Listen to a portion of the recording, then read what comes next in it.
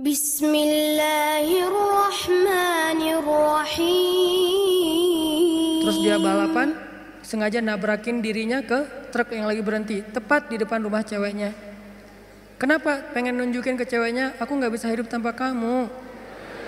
Coba.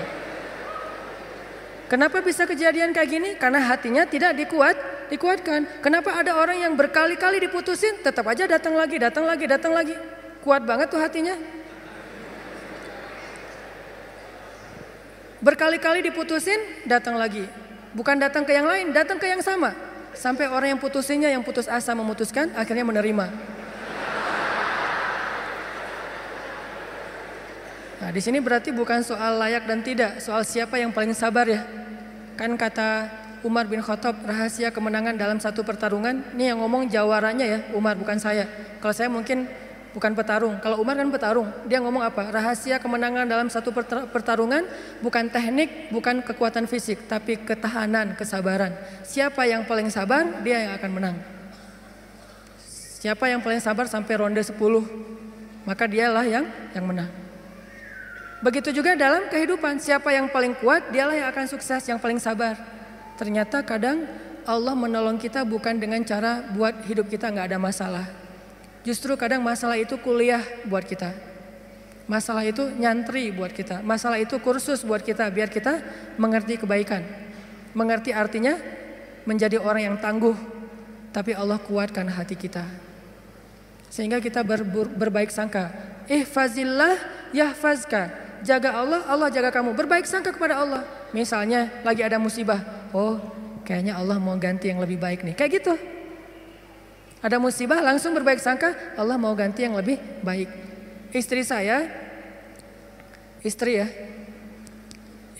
tuh salah satunya dan beliau aktivis mengurus pasien-pasien kanker yang kurang mampu di Bandung. Jadi kita punya namanya rumah teduh, menampung ada sekitar 6 rumah, menampung lebih dari 70 pasien, termasuk ada yang dari Garut, dari Tasik, dari pelosok-pelosok, bahkan ada yang dari Garut bagian selatan yang kemarin sempat kita anterin, udah meninggal pakai ambulan. Dari Bandung ke rumahnya itu 12 jam. Karena pertama udah sampai di jalan raya harus digotong, gak bisa naik mobil ke atas, ke bukit gitu.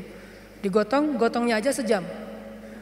Kalau pakai motor gak mungkin kan, bawa tandu kan pakai motor gak mungkin ya. Tapi kalau teman-teman anak-anak motor kayaknya bisa nih ngetrik ya, bawa. Kalau kita nggak bisa akhirnya ditandu, sejam naik ke atas tuh. Nah, kemarin ada kejadian di salah satu rumah teduh untuk nampung pasien-pasien yang kurang mampu bersama keluarga mereka. Ada satu pasien nyamar. Dia pura-pura sakit, terus tinggal di situ sehari. Tiba-tiba malam hari dia hilang, semua HP keluarga pasien diambil, dibawa lari. Mencuri HP pasien kanker kurang mampu, coba kurang apa dosanya tuh?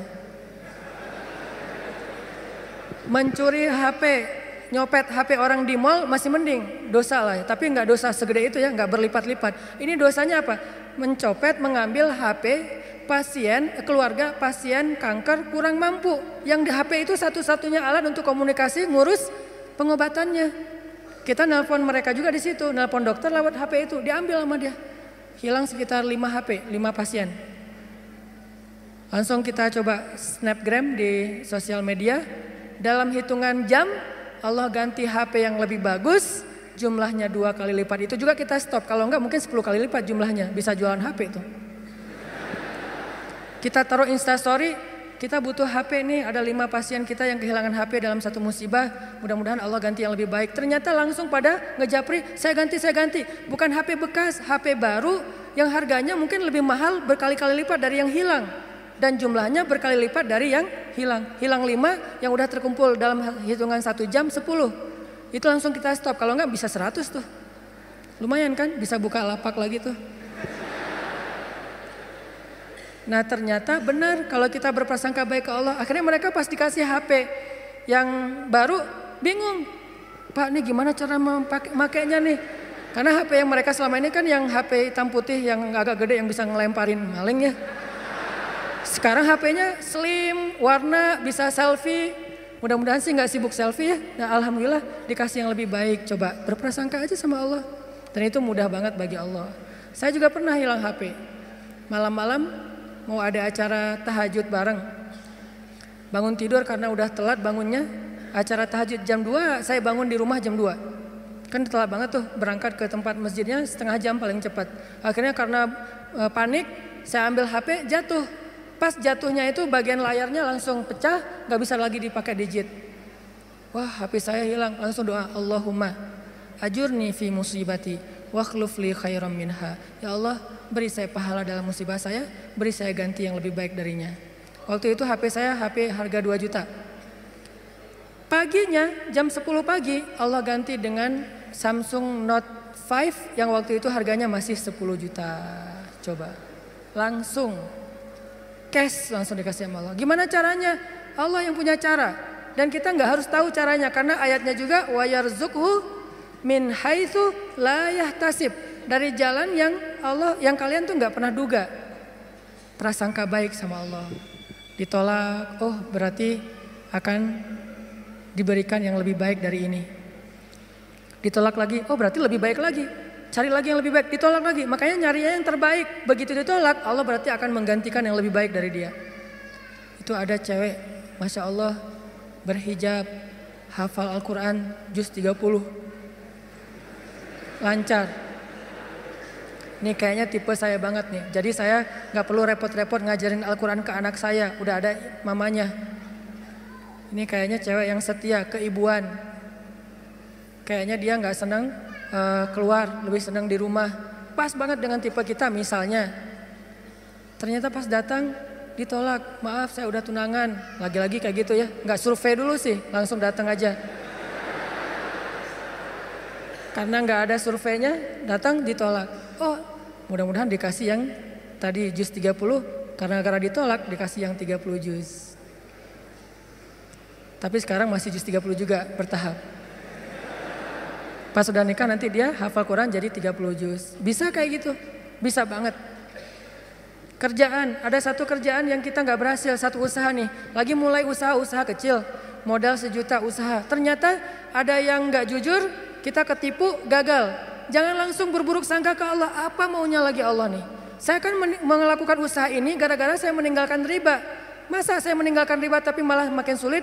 Kayaknya Allah gak rela ya, saya mau hijrah. Ya udah deh saya balik lagi, malah saya juga sama Allah. Kayak gitu kan?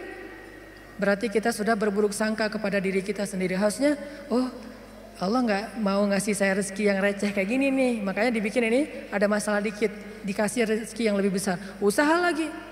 Dari mana? Kan udah habis modalnya. Bukankah Allah maha kaya? Bukankah Allah alam yajidka yatiman fa'awa? Wa wajadaka dhallan fahada wa wajadaka ailan fa'aghna. Tinggal kita yakin aja dan berbaik sangka kepada Allah. Makin yakin dan makin berbaik sangka, makin Allah nunjukin hal-hal yang ajaib dalam hidup kita. Saya sering cerita, pasti teman-teman mungkin sebagian pernah dengar di YouTube.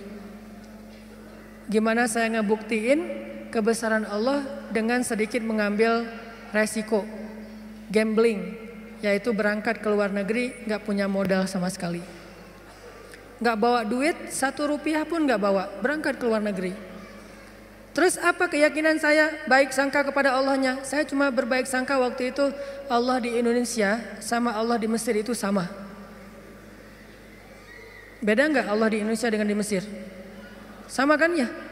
Terus yang ngasih makan kita di Indonesia? Allah. Berarti yang ngasih makan kita di Mesir? Allah juga. Ya udah, berarti gak ada masalah. Orang yang ngasih makannya sama.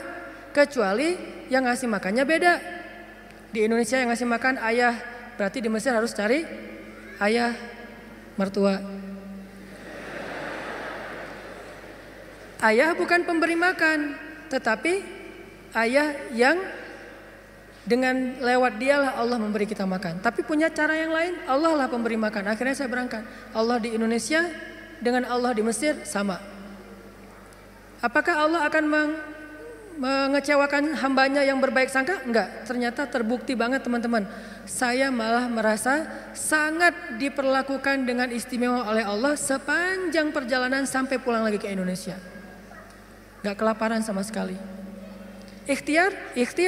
Cuman kadang kita ikhtiar habis-habisan, kalau Allah mengatakan tidak ya tetap aja enggak bisa. Ada juga orang yang ikhtiarnya biasa-biasa aja, Allah bilang ya, dapatnya lebih dari apa yang dia ikhtiarkan. Syukran ya Rabbi, syukran, hadaita qalbi, syukran.